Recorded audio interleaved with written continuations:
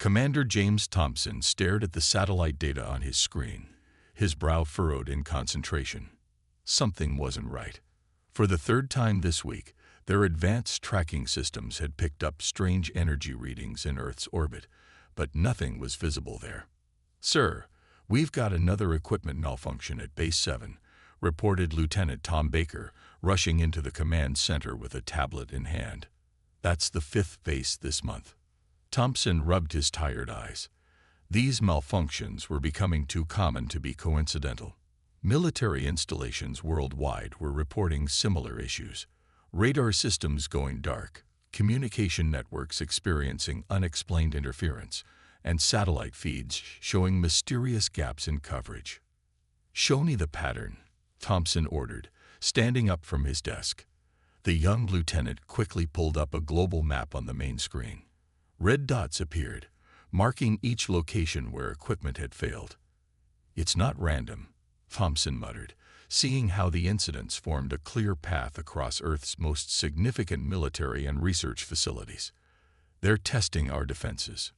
Miles away, in a secret research facility deep within the Rocky Mountains, Dr. Alice Walker was making a breakthrough discovery. Her team had been analyzing atmospheric samples from the areas surrounding the affected military bases. What they'd found was extraordinary. "Look at these readings," she said, pointing to her computer screen as her colleague Dr. Mark Reed leaned in closer. "These particles don't exist naturally on Earth. They're traces of some kind of advanced cloaking technology. High above Earth's atmosphere, hidden behind technology far beyond human understanding." Lord Grey of the Galactic Council observed the primitive planet with growing disdain. His massive ship, along with dozens of others, had been monitoring Earth for months, completely invisible to human detection systems, or so he thought. "My lord," his assistant approached nervously, "our probes report that the humans are beginning to detect traces of our presence." Lord Grey's gray, scale-covered face showed no concern. "Impossible. Their technology is centuries behind ours. They're barely more advanced than pets." But back on Earth, humanity was proving to be far more resourceful than their alien observers believed. In a secure conference room in Washington, D.C., Commander Thompson presented his findings to the Joint Chiefs of Staff. "The evidence is clear," he said, standing before the world's top military leaders. "We are not alone, and we are being watched." The room erupted in murmurs of disbelief and concern. General Roberts, a veteran of 3 wars, spoke up first. "How do you know they're hostile?" Thompson clicked to the next slide. "The pattern of their surveillance focuses exclusively on our military capabilities. They're not studying our culture or our cities. They're assessing our ability to defend ourselves." In space, Lord Grey received more disturbing news. His surveillance teams reported that humans were developing new scanning technologies at an alarming rate. Their primitive attempts to detect the Council's ships were becoming more accurate each day. "Impossible," he muttered again, but this time with less certainty. "These creatures were launching primitive rockets just decades ago. They can't possibly." His words were cut short by a sudden alarm. On Earth, Dr. Walker's team had just activated their prototype detection grid. For a brief moment, the outline of a massive ship flickered in Earth's orbit, visible to human instruments for the first time. "We got them!" Dr. Walker exclaimed, quickly saving the data. "They're real, and they're right above us." Commander Thompson's phone rang seconds later. As he listened to Dr. Walker's report, a grim smile spread across his face. Humanity had just taken its first step in a game they didn't even know they were playing. Lord Grey stared at the alert on his screen, his composure finally breaking. These humans had managed to briefly detect one of their ships, a feat that should have been impossible for such a primitive species. "Perhaps," he admitted to himself, "we have underestimated them." Little did he know, this was just the beginning. Humanity was about to show the Galactic Council exactly how wrong they were about Earth's primitive inhabitants. The mistake happened during a routine scan of Earth's largest military base. One of Lord Grey's junior officers, tired after months of careful observation, forgot to realign the cloaking field after moving their ship to a new position.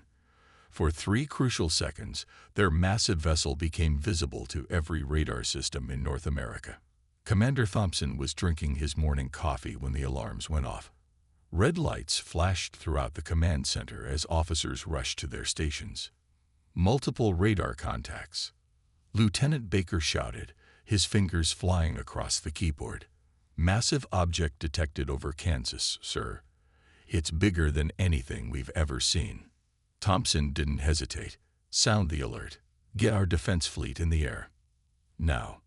Around the world, hidden hangars opened, revealing Earth's secret weapon, a small but powerful fleet of spacecraft built using reverse-engineered technology from decades of studying crashed alien probes.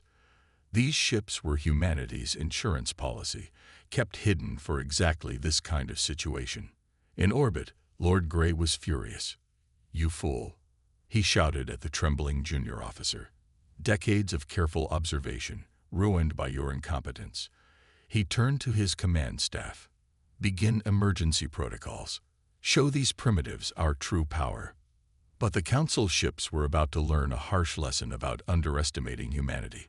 As they powered up their weapons, expecting to face only primitive missiles and aircraft, 12 Earth defense vessels emerged from the atmosphere. All ships, Combat Formation Delta, Thompson ordered from the bridge of the EDS Defender, Earth's most advanced warship. "Remember your training. We've prepared for this day." Lord Grey couldn't believe his eyes. Impossible. They have space combat capability. Their ships, they're using technology similar to ours. The first shots were fired by an overeater Council ship, expecting its advanced weapons to easily destroy the human vessels. Instead, the Earth ship's shields flared but held firm. "Return fire," Thompson commanded. "Target their propulsion systems." The space above Earth erupted in a display of energy weapons and tactical maneuvers. The Council ships had better technology, but Earth's vessels were smaller and more agile. Human pilots, veterans of countless combat simulations, demonstrated remarkable skill against their surprised opponents. "Sir," Baker called out from his tactical station, "the alien shields are adapting to our weapons, but I'm detecting a weakness in their aft sections." Thompson smiled grimly. "All ships, concentrate fire on their rear quadrants. Let's show them what humanity can do." The battle lasted only 20 minutes, but it changed everything. When it was over, one Council ship was heavily damaged. 3 others had sustained significant hits, and the humans hadn't lost a single vessel. Lord Grey watched in disbelief as his damaged ships retreated to a higher orbit. "This is unprecedented. These primitives have managed to." He stopped, his anger growing. "They've been hiding their true capabilities from us. This is an outrage." In the Council's emergency meeting chamber, Lord Grey demanded immediate action. "We must crush them now. They've attacked Council ships. This demands severe punishment." But other Council members were more cautious. They were defending their territory. One pointed out, "Territory we were secretly invading." Back on Earth, Thompson and his fleet returned to a hero's welcome. In a secure bunker beneath the Pentagon, he met with world leaders to discuss the situation. "They'll be back," he warned. "And next time, they'll be better prepared. But so will we." Dr. Walker rushed into the meeting, her face excited. "Commander, the data we collected during the battle, it's incredible. Their technology, their weaknesses, we learned more in 20 minutes of combat than in years of research." As if to confirm their concerns, all global communications suddenly ceased. On screens worldwide, a message appeared. "ATN to lone humans. The Galactic Council demands your immediate surrender." Thompson looked at the assembled leaders. "Well," he said with a determined smile, "I guess it's time for humanity to introduce ourselves to the galaxy properly." The real war was about to begin. The massive hologram of Lord Grey floated above every major city on Earth. His alien features, enhanced by the enormous scale of the projection, made him look like an angry god delivering judgment to insects. People of Earth, his voice boomed across the planet. Your recent attack on Council vessels has proven you are too dangerous to be left unsupervised. You have hidden your technological advances from us. You have developed weapons in secret. These are violations of Council law. In the underground command center, Commander Thompson watched the broadcast with Earth's political and military leaders. President Wilson stood at the front, his face stern. The Council demands your immediate surrender, Lord Grey continued. You will dismantle your space fleet. You will share all your military technology. You will accept Council governors in all major cities. You have 6 Earth hours to comply. President Wilson turned to the assembled leaders. Well, ladies and gentlemen, what's humanity's answer? The Chinese premier spoke first. We built our fleet in secret for 20 years. We will not surrender it now. The Council clearly fears us. Added the Russian president. Why else make such demands? Thompson stepped forward. Our ships damaged their superior fleet. They're not used to resistance. They're used to being feared. President Wilson nodded and pressed a button on the communication panel. His face replaced Lord Grey's on screens worldwide. People of Earth, you have heard the Council's demands. For too long, they have watched us from shadows. They have judged us without knowing us. They have demanded our surrender without earning our respect. He paused, looking directly into the camera. Our answer is simple. No. In orbit, Lord Grey's face twisted with rage. Begin the communications blackout. Show these primitives what happens when they defy the Council. Across Earth, internet connections died. Phone signals vanished. Satellite communications went dark. The Council's ships released thousands of small devices that created a web of interference around the planet. But Earth wasn't helpless. In her lab, Dr. Walker activated a system she'd been preparing for years. Quantum Communication Network Online, she announced. They can block normal signals, but they can't stop this. Military bases worldwide lit up with new, unblockable communications.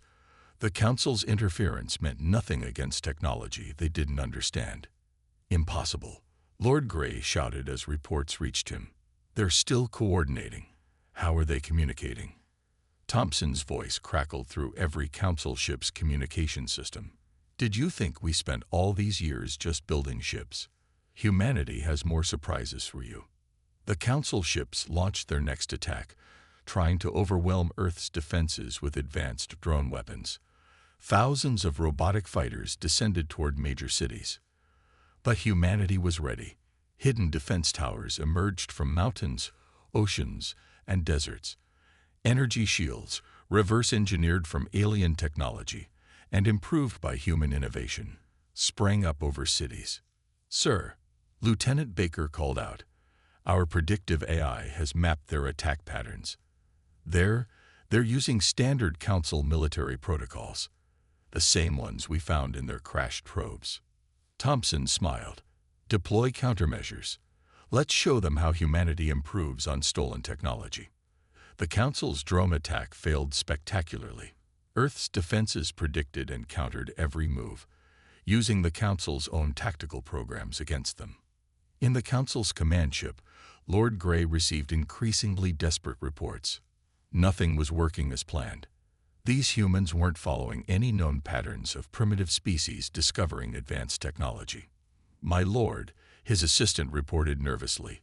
Other Council members are questioning your handling of the situation. They're saying we should have studied them more carefully before revealing ourselves. Lord Grey slammed his fist on his command console. Ready the main fleet. I will not be humiliated by primitives. But as he prepared for a full-scale invasion, emergency signals flashed across his screen. Earth's defenders had begun their own attack, and this time, they weren't just fighting back, they were taking the fight to the Council.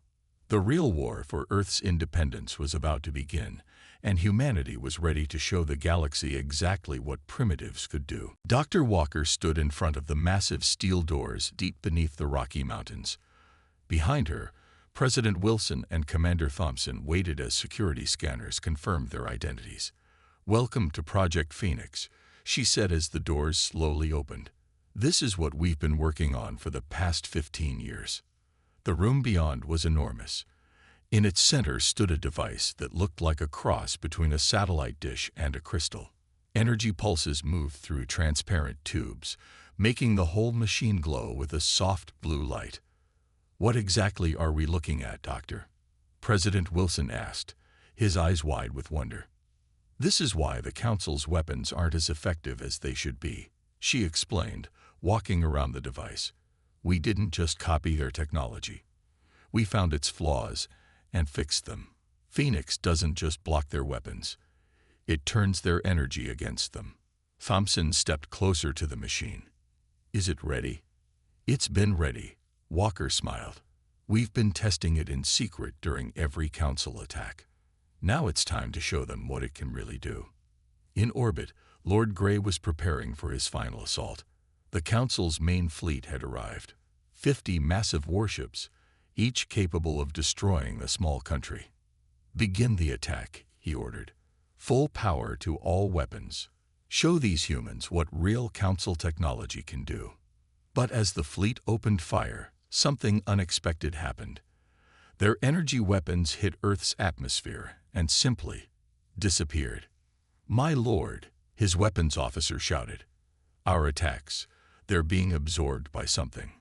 Before Lord Grey could respond, Earth's defense fleet launched a counterattack.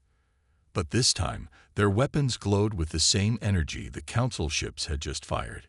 "Impossible!" Lord Grey screamed as the human ships fired his own weapons' energy back at his fleet. "They've weaponized our attacks."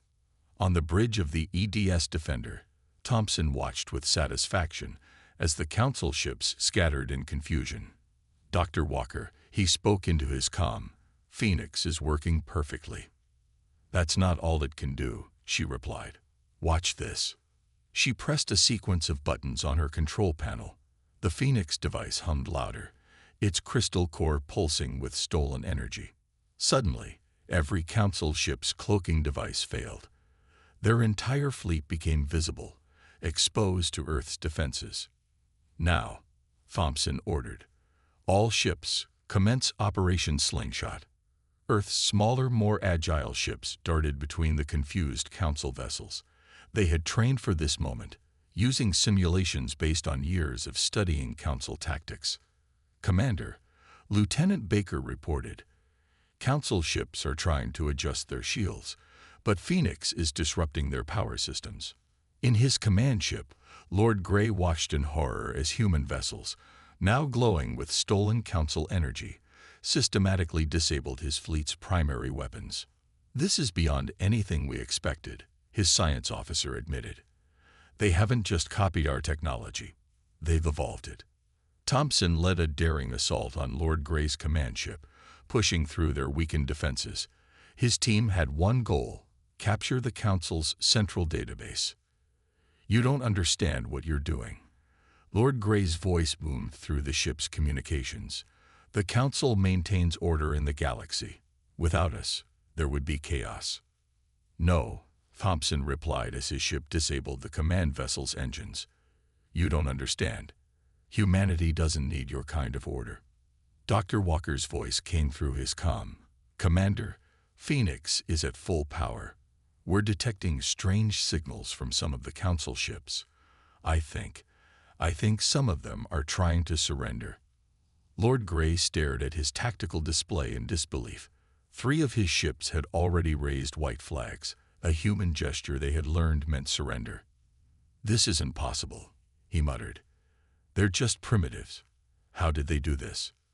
But as he watched more of his fleet fall to Earth's superior tactics and stolen then improved technology, Lord Grey realized he had made a terrible mistake. These humans weren't primitives at all. They were possibly the most dangerous species the Council had ever encountered. "All ships, Battle Formation Alpha." Thompson's voice rang clear through the command channel.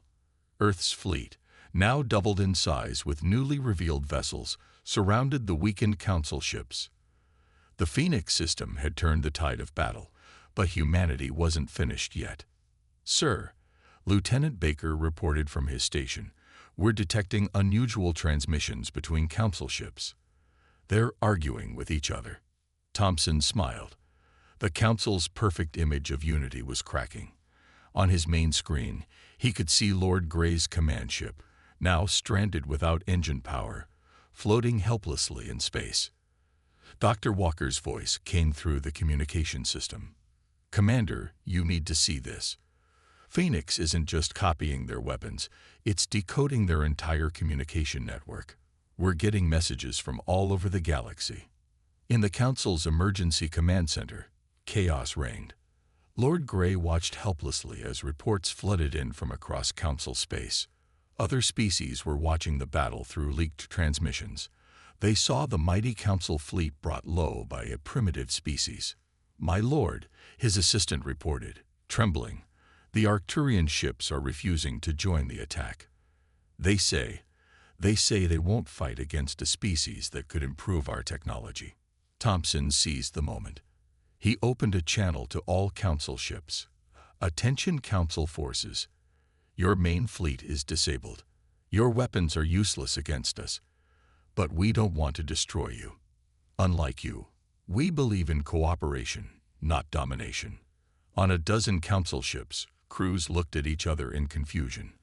They had been told humans were savage primitives, but these tactics, this technology, this offer of peace even in victory, it went against everything they had been taught.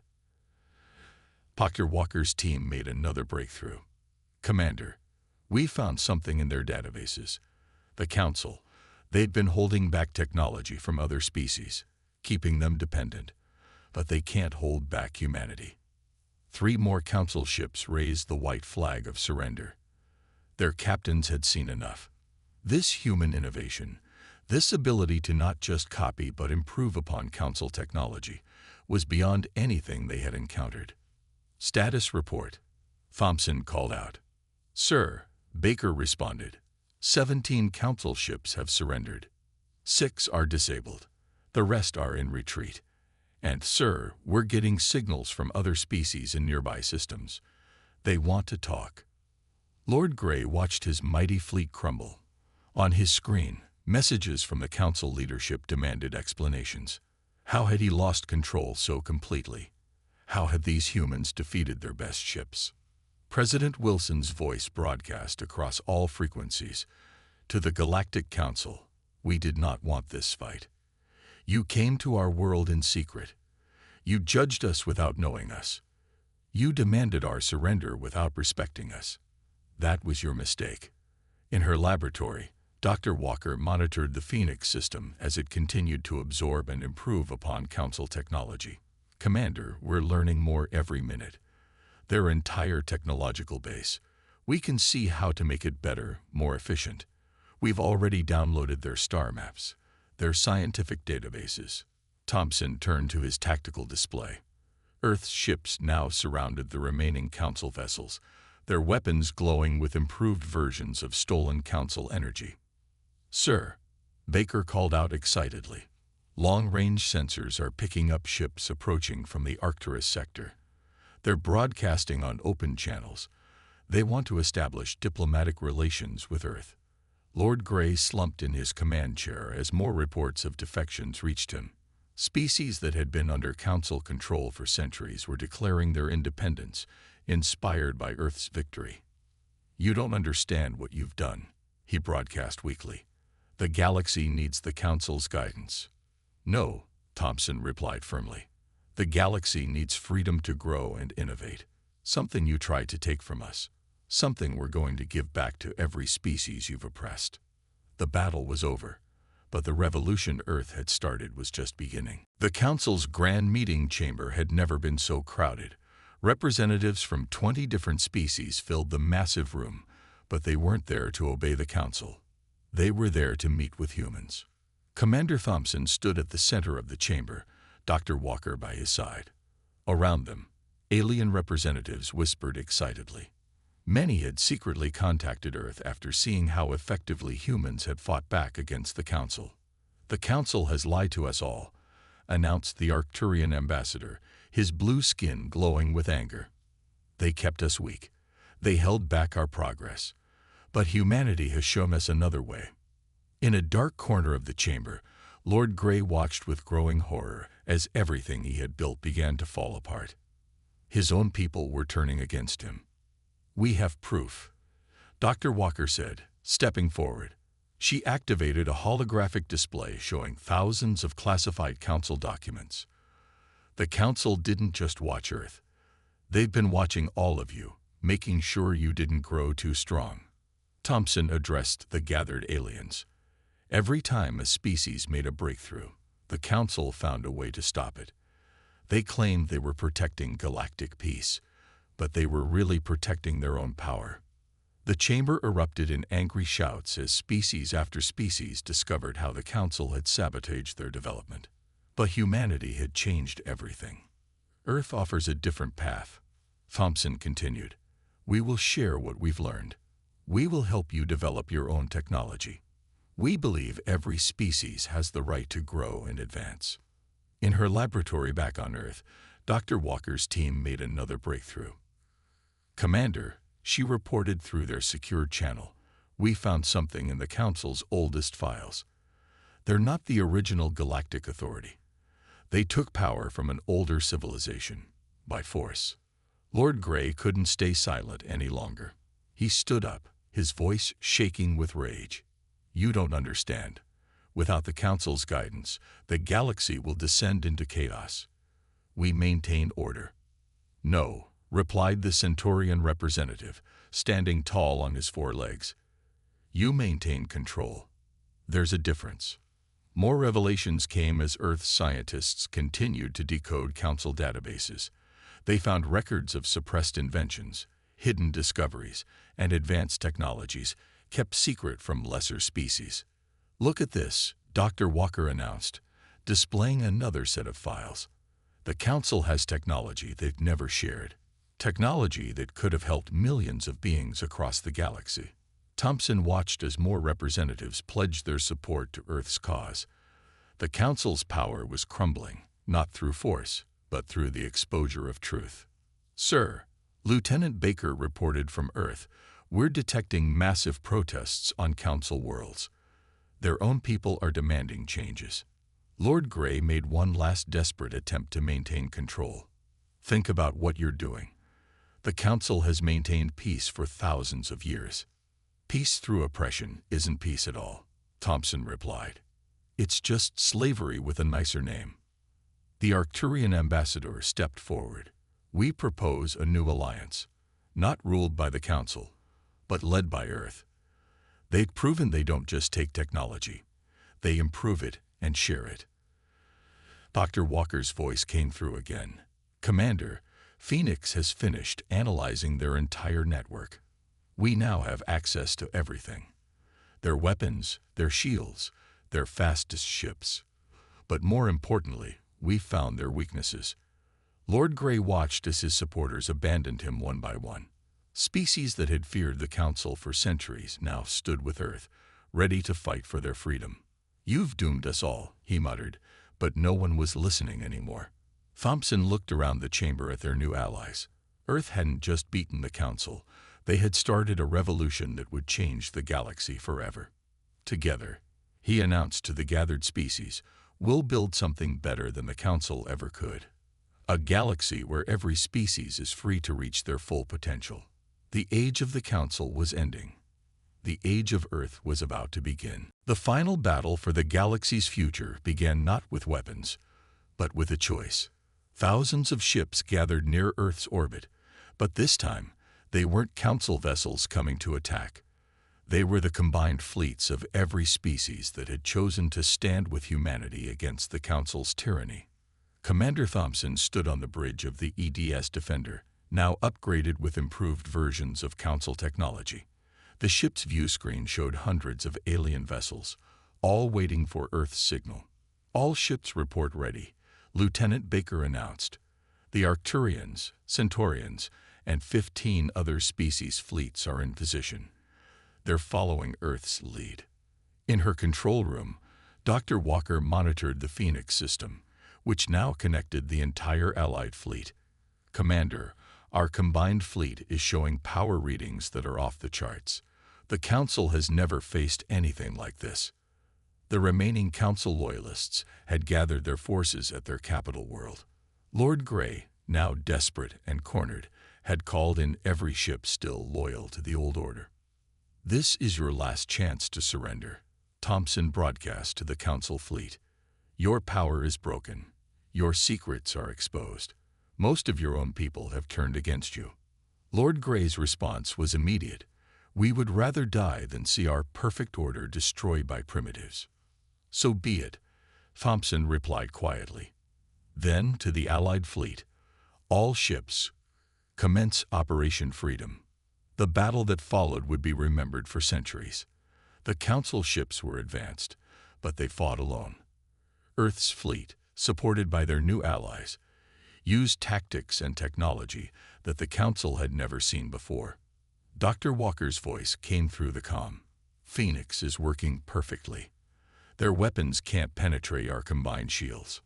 The Council fleet tried to use their standard tactics, the same ones they used to dominate the galaxy for centuries. But Earth had studied these tactics and taught their allies how to counter them. "Now," Thompson ordered, "show them what united species can do." Ships from 17 different species moved in perfect coordination. Earth vessels led the attack, using Phoenix-enhanced weapons to disable Council shields. Arcturian ships followed with precise strikes at weapon systems. Centaurian vessels protected their allies with advanced defensive screens. On his flagship, Lord Grey watched in horror as his fleet was systematically taken apart. "How?" he demanded. "How can they work together so perfectly?" The answer was simple. Earth had done what the Council never could. They had united species through cooperation instead of fear. Council vessel detected powering up their main weapon, Baker reported. But before Lord Grey could fire, something unexpected happened. The remaining Council ships suddenly turned their weapons toward his flagship. "This is Captain Merrick of the Council Defense Force," a new voice announced. "We will not fire on our own people anymore. The Council's time is over." Lord Grey's flagship stood alone as his last supporters abandoned him. On every Council world, crowds celebrated in the streets as news of the rebellion spread. Dr. Walker's team made one final discovery in the Council databases. "Commander, we found it. Proof that the Council deliberately sabotaged other species development, sending it to all galaxy-wide channels now." The evidence was overwhelming. Records of thousands of years of manipulation and control were now public. The Council's own people demanded justice. In the end, Lord Grey's flagship surrendered without firing another shot. As Earth's security forces led him away, he looked at Thompson with bewildered eyes. "How did you do it?" he asked. "How did one primitive species destroy everything we built?" Thompson smiled. "We weren't afraid to try new things. We weren't afraid to trust others. And most importantly, we weren't afraid of change." 1 month later, representatives from every species gathered on Earth to sign the Galactic Constitution. The new alliance would be different from the Council in every way, promoting growth instead of control, encouraging innovation instead of suppression, and guaranteeing freedom for all species. As Thompson watched the signing ceremony, Dr. Walker stood beside him. "What do you think the galaxy will be like now?" she asked. "Better," he replied simply, "because now every species has the chance to show what they can really do." The age of Council dominance was over. The age of cooperation and innovation had begun, and it all started because one primitive species refused to bow down to tyrants. Humanity had changed the galaxy forever.